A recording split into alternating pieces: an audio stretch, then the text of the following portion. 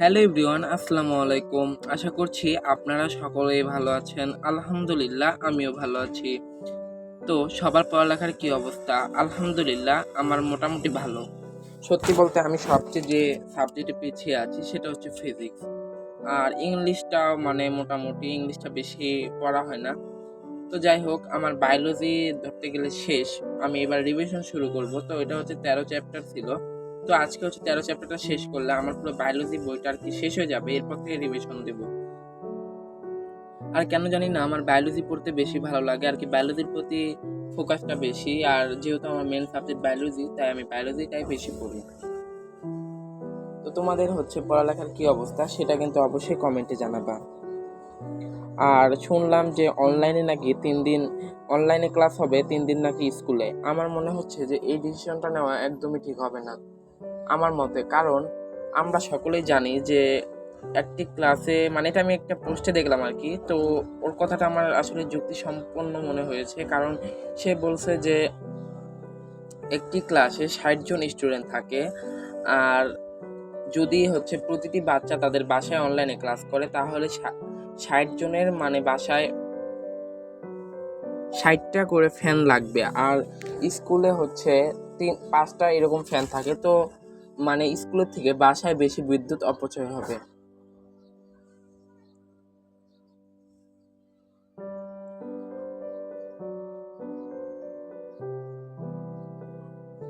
আর আমার মনে হয় যত বাস তা সব হচ্ছে 2027 এসএসসি ব্যাচ খাবে।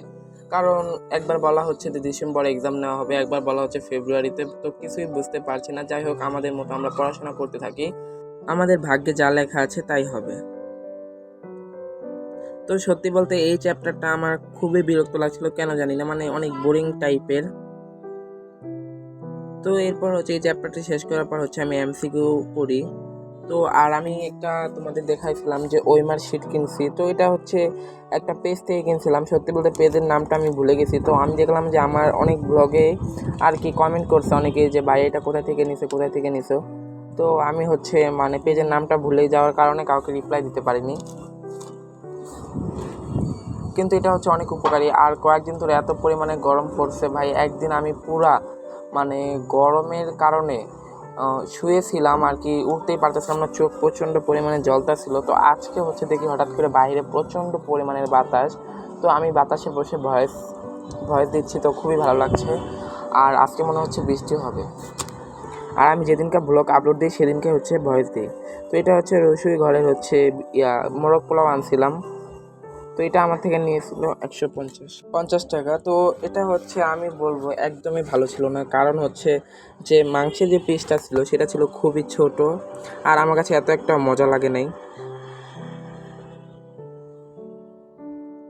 তো আমি ভাবছি যে লেগ পিস পাইছি, কিন্তু আসলে লেগ পিস পাইনি। যাই হোক, এরপর হচ্ছে আমরা যখন হচ্ছে এমসিকিউ শেষ হয়, তো আমি হচ্ছে যে এখানে সবসময় এক্সাম দিয়ে থাকি। তো আজকেও হচ্ছে আমি 13 অধ্যায় শেষ করার পর বায়োলজি আমি এক্সাম দিচ্ছি।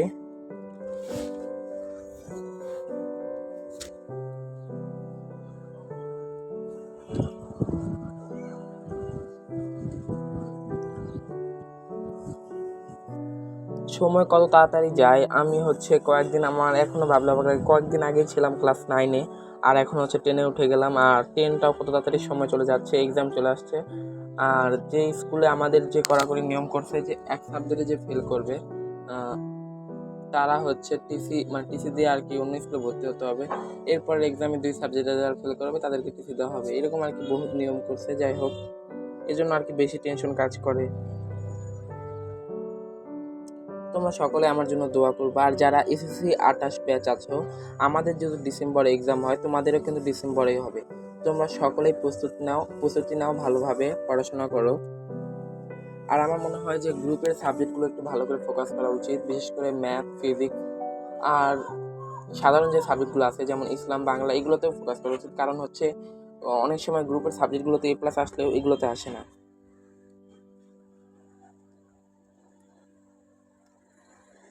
আর তোমরা কে কত ঘন্টা পড়াশোনা করো এটা অবশ্যই কমেন্ট করে জানাবা।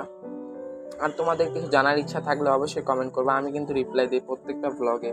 এবং তাদের কে কি জানতে চাও আর কি, সেটা আমি অবশ্যই কিন্তু ভিডিওর মাধ্যমে জানিয়ে দিই। এরপর হচ্ছে আমি জেনারেল ম্যাথ নেই। জেনারেল ম্যাথ হচ্ছে পরিমিতি একটা হচ্ছে নিজে আর কি এক্সাম নিচ্ছিলাম। তো একটা হচ্ছে আমি মানে সৃজনশীলের আর কি উদ্দীপক বানিয়ে নিজে নিজে এক্সাম নিচ্ছিলাম যে পারি কিনা। তো এই তো আলহামদুলিল্লাহ ভালোই পারলাম।